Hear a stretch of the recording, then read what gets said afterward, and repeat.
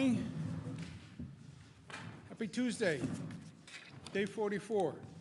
But who's counting? Every day is Groundhog Day. Thank you for being here.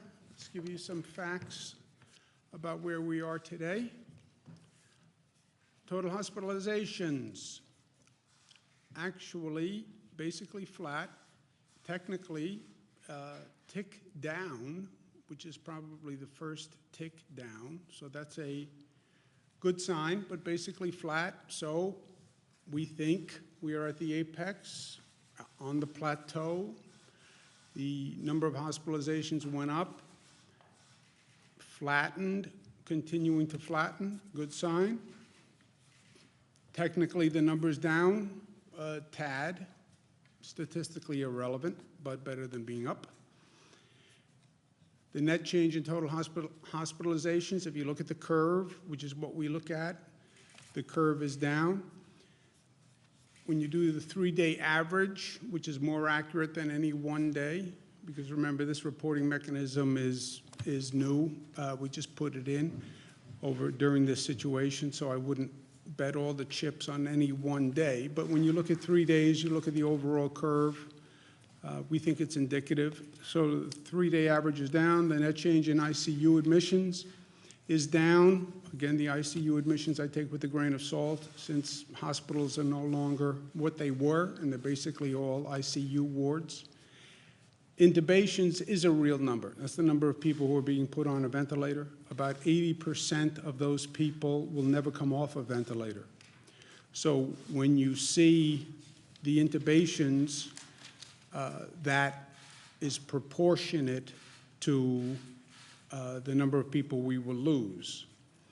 And that's what we've been watching all along. People go into the hospital, most get treated and are discharged. Some are not discharged. If they're intubated, about 80% of the people who are intubated will not come off the ventilator.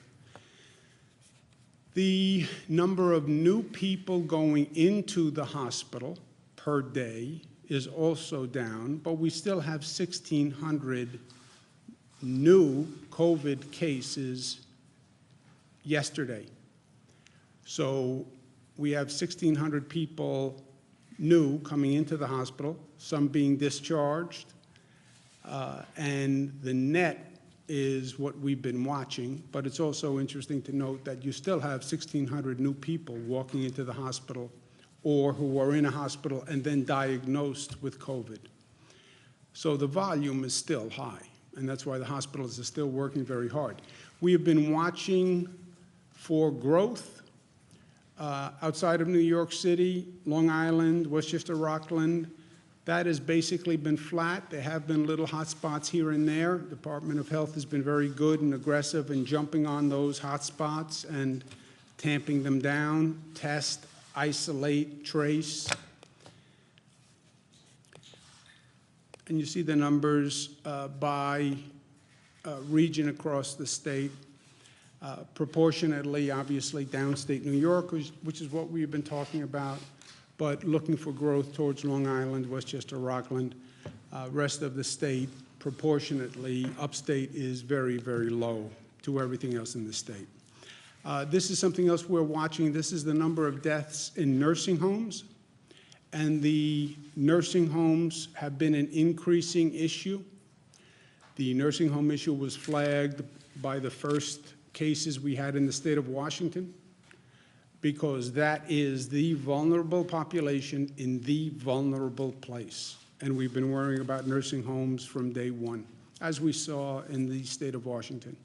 But you see the percentage of loss of life is getting higher in the nursing homes compared to the hospitals.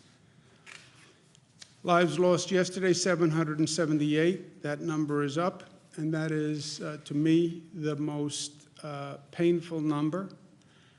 And it has been the most painful number every day, and those New Yorkers are in our thoughts and prayers. You look at the past few days and the number of lives lost, it's basically flat at a devastating level of pain and grief. But it evidences everything else we're seeing, which is basically a flattening at this level. The statisticians will say number of lives lost is a lagging indicator, which is a nice scientific term, but it doesn't mean it just is not just terrible, terrible, terrible news, and nothing we can do about it. Although many New Yorkers are doing everything they can to save people's lives on a daily basis, a great personal cost to themselves. Total number of deaths is 10,834. We have learned through this process is that our actions determine our destiny, and that's actually good news. We changed the curve. Every projection model, White House, CDC, coronavirus, White House task force, Columbia, Cornell, Gates-funded group, every projection had a higher rate of infection, higher rate of death. CDC was talking about over 1 million people. CDC was talking about projections that would have swamped the nation's hospital system.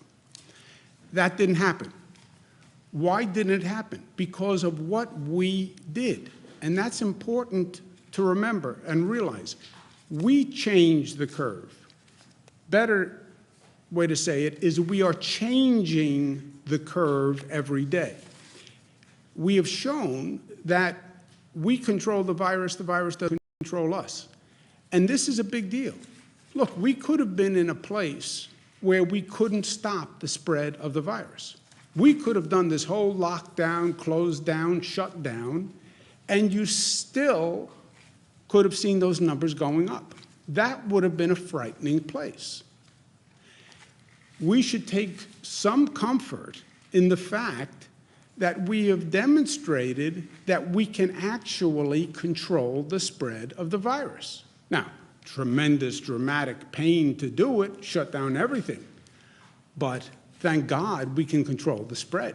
Can you imagine how bad a situation it would be if we did all of this and you still saw those numbers going up? You lock up your family, you protect them, but somehow the virus infiltrated the house. That would have been frightening. So there is good news in this. But there's also a caution flag. We are, in some ways, artificially controlling that curve. We've taken all these extraordinary actions, and we are reducing the rate of infection. That means whatever we do today will determine the infection rate tomorrow. It is total cause and effect. So you stop doing what you're doing, or you behave differently, and you will get a different result. And that's important to remember as we talk about reopening. Everybody's anxious to reopen. I get it. I'm anxious to reopen. Cara and Michaela went out of the house. I trust you. They trust me. They love me. They love spending time with me, but they're sort of done with the entire experience. And that's universal. People need to get back to work. The state needs an economy. We cannot sustain this for a prolonged period of time. Everybody agrees. But everybody will also say reopen is everything because of the first point, which is we are now keeping down that rate of infection. And if you start acting differently, you will see a corresponding increase in that rate of infection. And the worst scenario would be if we did all of this, we got that number down, everybody went to extraordinary means, and then we go to reopen and we reopen too fast, or we reopen and there's unanticipated consequences and we see that number go up again. Well, you're being hyper cautious. Oh, really? Go look at other countries that went through exactly this, started to reopen, and then they saw the infection rate go back up again. So let's at least learn from past mistakes. We've laid out a way to reopen coming up with a comprehensive plan, first that is regional in nature. We have 7 states that we're working with. The virus doesn't understand state boundaries, doesn't understand that it needs a passport. You know, it defies all of our norms. So how do you put the best minds together in a 7-state area, come up with a regional strategy? Because the virus can get on Amtrak, the virus can get on a plane, the virus can get in a car and drive up 95. We're all connected. And in truth, since nobody knows where they're going, and nobody's done this before, let's think together and let's plan together.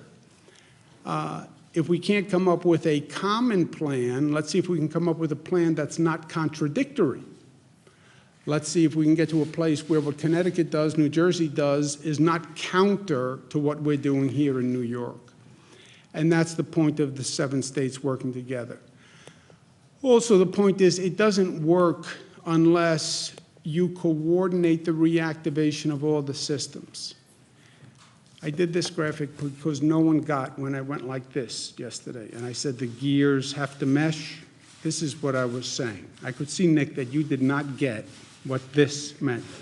So that's a clarifier for you personally from yesterday. We also have to be clear on who is responsible for each element of the opening. The President said last night that he has total authority for determining how and when states reopen. That is not an accurate statement, in my opinion.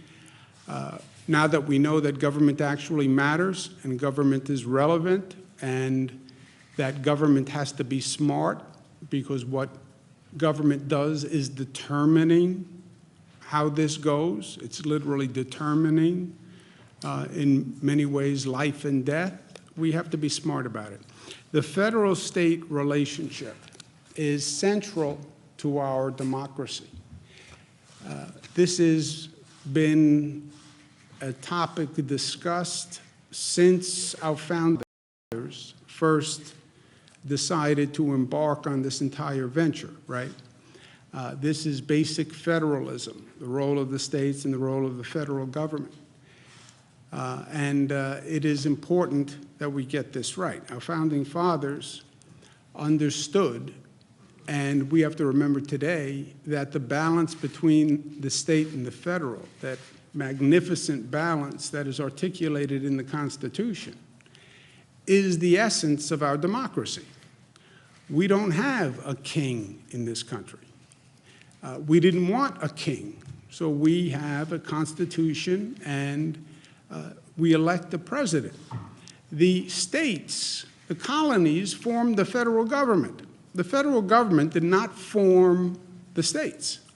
It's the colonies that ceded certain responsibility to a federal government. All other power remains with the states. It's basic to our Constitution and that federal-state relationship. Hamilton, who in many ways was representative of this discussion of the balance of power. State governments possess inherent advantages which will ever give them an influence and ascendancy, a beautiful word, national government, and will forever preclude the possibility of federal encroachments on the states. That their liberties indeed can be subverted by the federal head is repugnant to every rule of political calculation. Strong language, but that was the premise. So there are laws and there are facts, even in this wild political environment. What do? We do what we do, because we are New York tough, but tough is more complex than many people think it is. Within that word tough is smart and united and disciplined and loving. They are not, they're not inconsistent to be tough and to be loving. Let me make a personal point, not necessarily a factual point. The President did his briefing last night, and the President was clearly unhappy. The President did a number of tweets this morning where he's clearly unhappy, did a tweet about mutiny on the Bounty and governors are mutineers. I didn't follow the exact meaning of the tweet, but the basic essence of the tweet was that he was not happy with governors and that this was a mutiny. The president is clearly spoiling for a fight on this issue. The worst thing we can do in all of this is start with political division and start with partisanship. The best thing we have done throughout this past 44 days is we've worked together and we haven't raised political flags. Even in this hyper-partisan environment, even though it's an election year, even though the politics is so intense, we said not here, not in this. This is too important for anyone to play politics. It was a no politics zone, right? This is just about doing the right thing, working together. And that's important, and we have to stay there. We're all in a little bit of a reflective mood. I'm in a reflective mood. And everything we do here is so important, and every day is so important. And I was thinking after the president made his comments and looking at some of the remarks and looking at the reminded me of a poster I saw when I was in grade school. St. Gerard Magella, Queens, New York, Catholic school. Red blazer, gray pants, white shirt, little clip-on tie, the tie with the hook. Remember the hook tie that you had to put the hook on? And then it looked like you had a real tie, which I never understood because the hook was harder to do. You had to hook and then you had to adjust the belt, which was harder than just teaching a kid how to just tie the tie. Would have been easier. But I was in grade school and there was that poster that came from a Sandburg poem, I think. Suppose they gave a war and nobody came. And I was looking at the poster and I didn't really get it because even then I was very literal.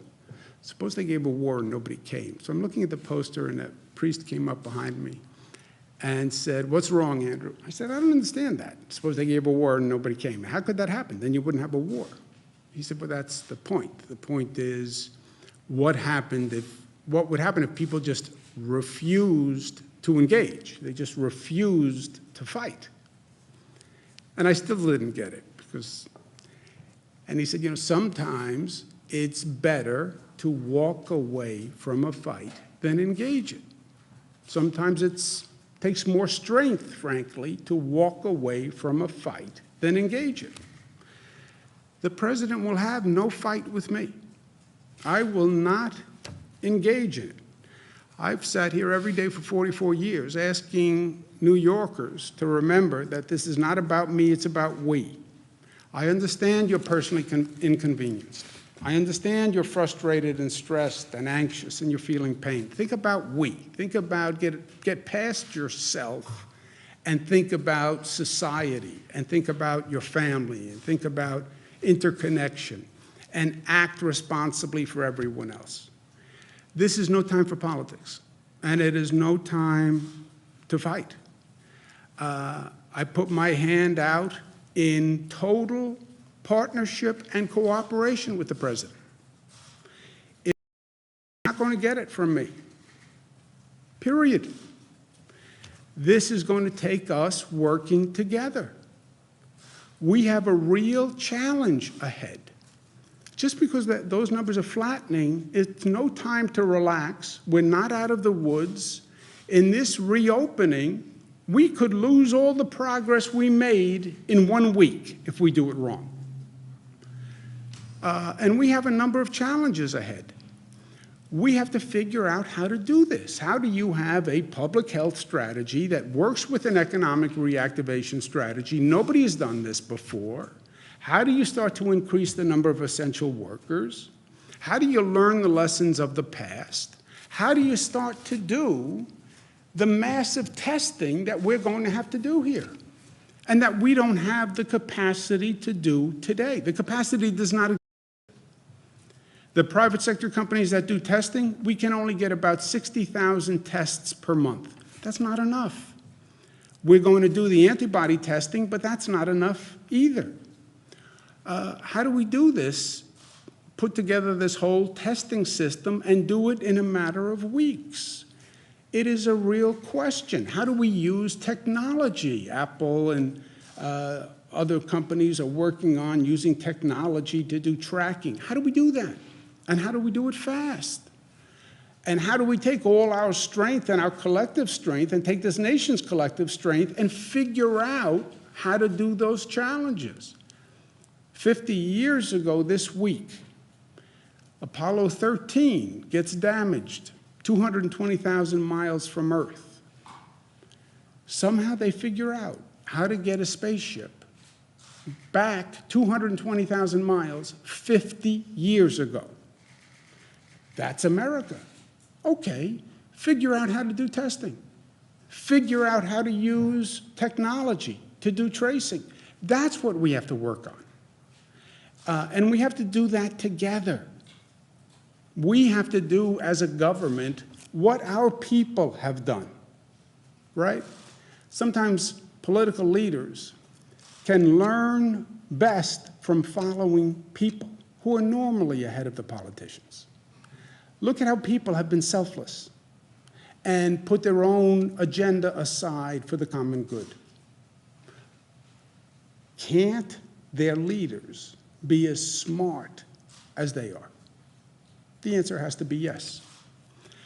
So I look forward to working with the President in partnership and cooperation, but he has no fight here.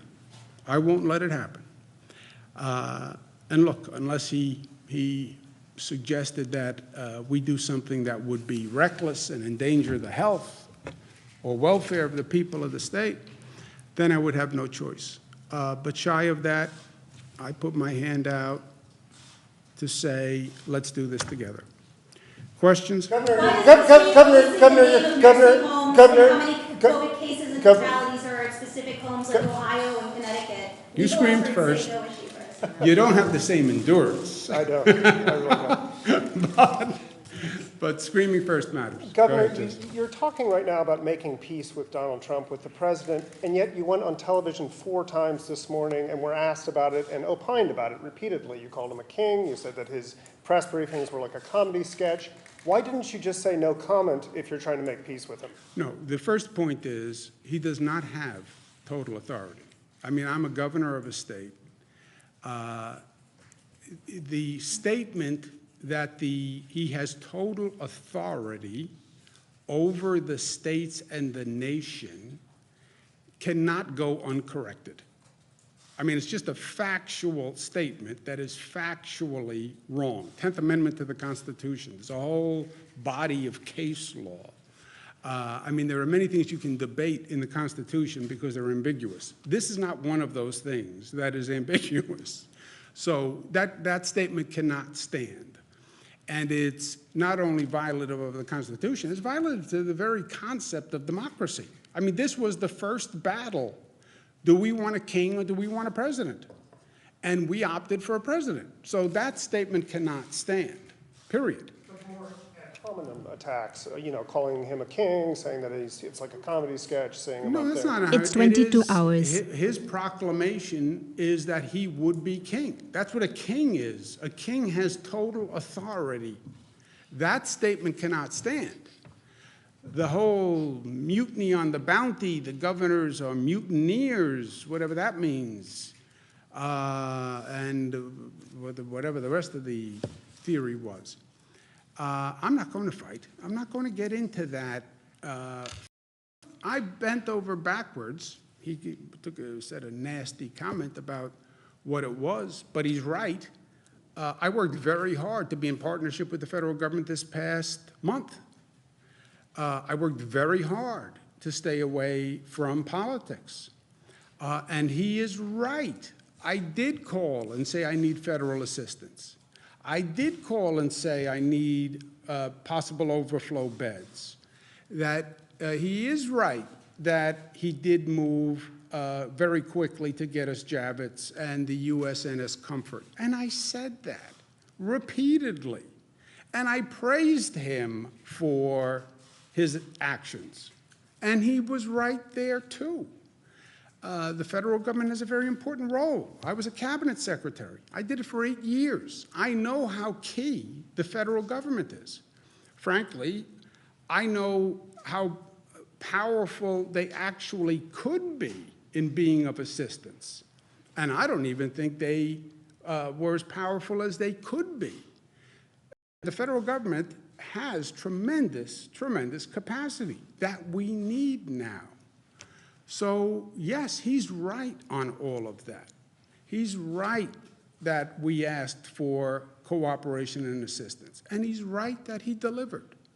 And I've said that all along. But this mutineers and it can't exist. Why is the state releasing the name of nursing homes and how many COVID cases and fatalities are in I don't have anything specific to talk to him about today. There's no action item for us to talk about. Do you need to talk to him after what's been going on? I have no, it'd be my pleasure to speak with him, but we don't have anything that is, do we have anything pending? No. I did speak to the White House this morning about a hospital matter. But other than that, we don't have anything immediate. What was the nursing homes and how many COVID cases and Have you received any fatalities are guidance from the president about your role in the reopening? You said yesterday that he hadn't given governors any guidance in their role. No, we haven't had that conversation. And look, this is a shift in federal position, which is also fine, by the way. We're entering a new phase, quote-unquote, reopening phase. On the first phase, which was the close-down phase, the president took a different tact.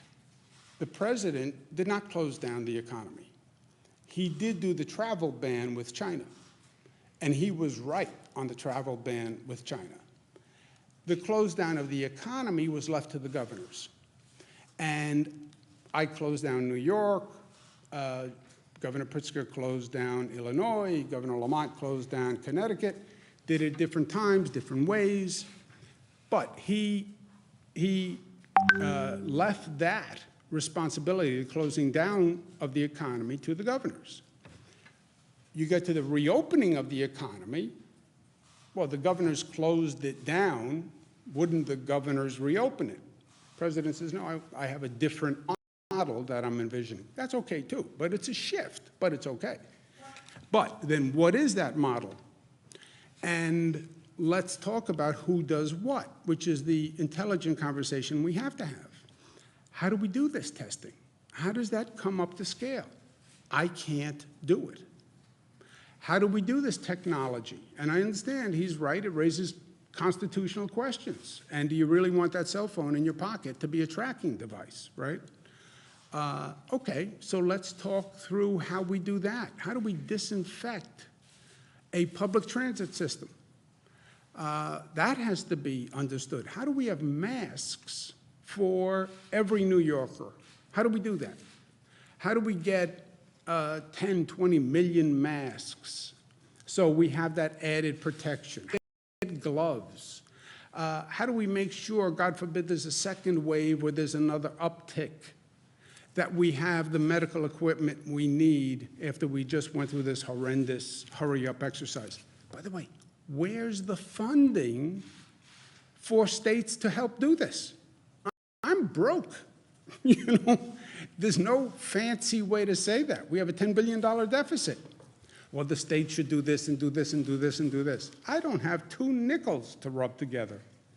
And the past federal legislation didn't give us anything. The only thing it gave the states was some Medicaid money. It doesn't give us anything to do any of this. They talked about it in the next package of legislation, if there is one. But that's the intelligent conversation to have. Will he speak with you about it right now, or will he have this conversation with you? Yeah, I have always had an open line of communication with him. I mean, there've been times in the past when he hasn't been happy with me, and I haven't been throwing bouquets to him, but we've always communicated, and I'm sure we'll communicate now. But I just want to make my position clear. I am not going to fight with him. I don't want, this is no time for any division between the federal government and the state governments. And the governors who I work with, Democrats, Republican governor in Massachusetts, it's not a political conspiracy. Governor Baker is a Republican. This is not about Democratic or Republican. It's just not. This is about New York, 10,000 lives lost. These were not 10,000 Democrats or 10,000 Republicans. These were 10,000 people, period. Forget the darn politics. Everyone's tired with it. Why is the state releasing the names of nursing homes and how many COVID cases and fatalities are specific homes, like Ohio and Connecticut's doing? Legal experts say that there's no HIPAA issue here. Okay, you want to speak to that, Dr. Jim? We put out the nursing home death data by county yesterday, and as you could see, some of them had one case. What we're worried about is personal privacy protection, working with the Department of Health. There's there's about 600 nursing homes in the state. This goes for hospitals as well. There's some very small hospitals where they report out 1 or 2 deaths a day. We just want to go through the data and make sure we're not releasing any potential personal information, and as soon as that's done, that will be made available for people. So that's why we put the aggregate numbers out by county. That's what we're going through. We're getting reports of specific outbreaks at different nursing homes, so it's hard to tell. But are there any nursing homes in particular that the state's seeing a huge problem at? We're seeing issues like I talked about yesterday in hospitalizations in different parts of the state. We look at total beds being used. We look at deaths. We look at all of that in certain downstate parts of the region. New York City, in the outer boroughs, and Nassau County, we have seen increased cases, but that has gone across the board, whether it be hospitalizations or nursing homes as well. So that's now part of the county data that you do see. Ms. Hogan. Yeah, earlier you said that there's been 60,000 cases that you guys have the capacity to do a month.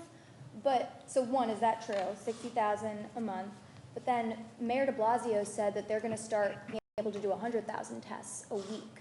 50,000 homegrown efforts, 50,000 purchased from an Indiana company. So how does that coordinate with state efforts? And again, is that 60,000 capacity correct? The signed on the dotted line, what's happening with the testing companies is the same thing that happened with medical equipment, PPE and ventilators. There are just a handful of companies that produce the private tests. And they're all private tests, by the way.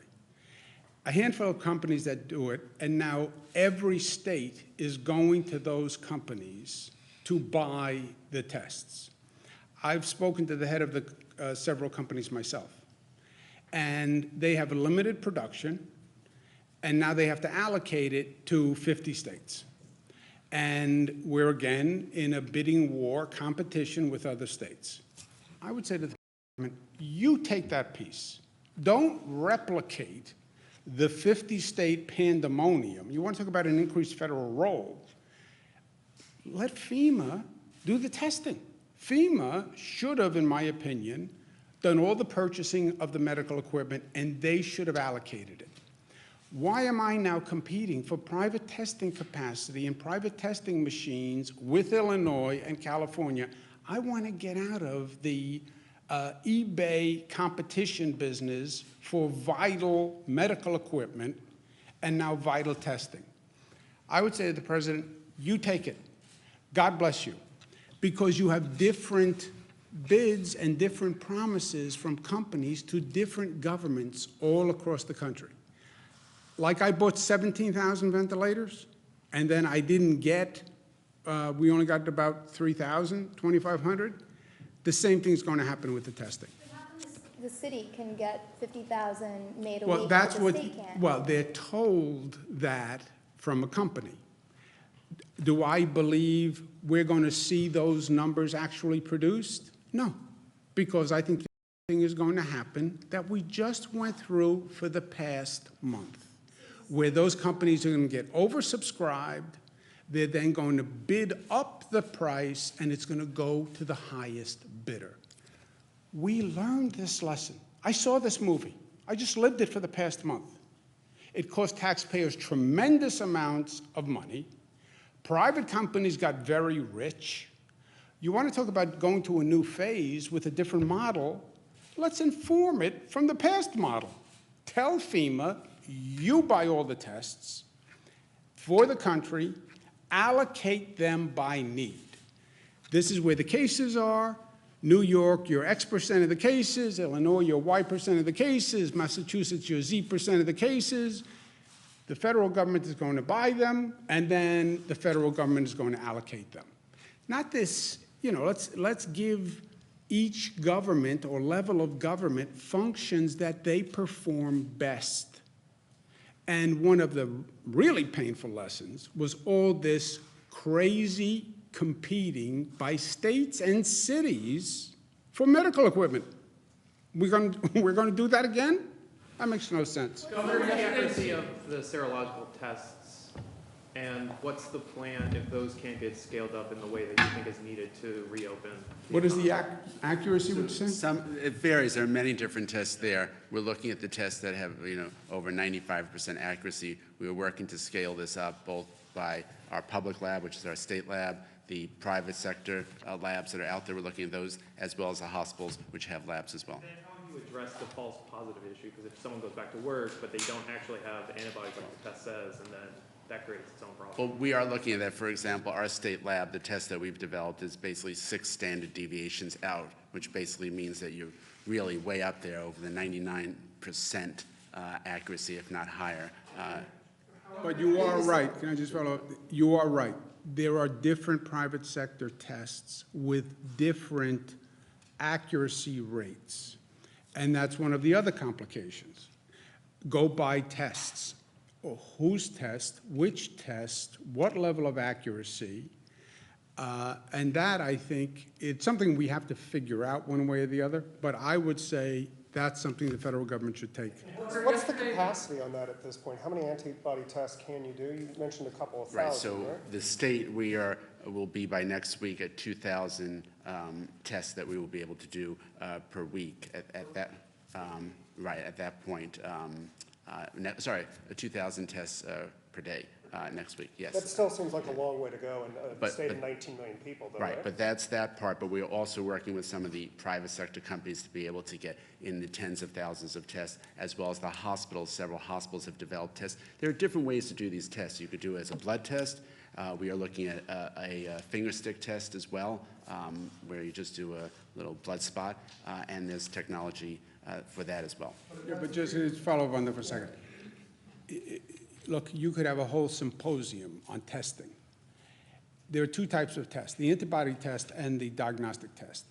The antibody test, state health department has a test, and you're right, it's their limited capacity. Let's say they can do, you said 2,000 a day, so let's say 14,000 a week.